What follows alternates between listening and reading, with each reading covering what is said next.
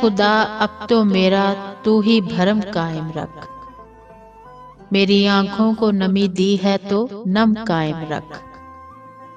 سر حمیدہ ہے تیرے سامنے اور یوں ہی رہے، عجز بڑھتا ہی رہے اس میں یہ خم قائم رکھ، کیا کہوں میرے گناہوں کی نہیں کوئی حدود، مجھ خطا کار پہ تو اپنا کرم قائم رکھ،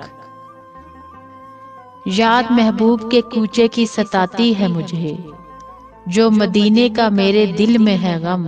قائم رکھ، ہم کو اسلام کے جھنڈے کے تلے کر یکجا، دل میں ایمان رہے سر پہ علم قائم رکھ،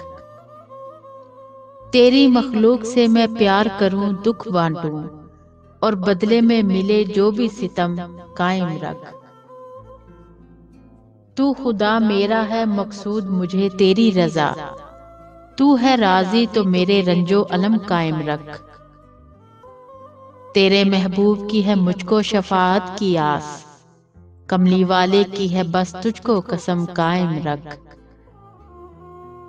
خاک حسرت سے بھلا ہوگی ثناءخوانی تیری، عجز بڑھ کر ہے میرے دل میں کہ کم قائم رکھ، عجز بڑھ کر ہے میرے دل میں کہ کم قائم رکھ۔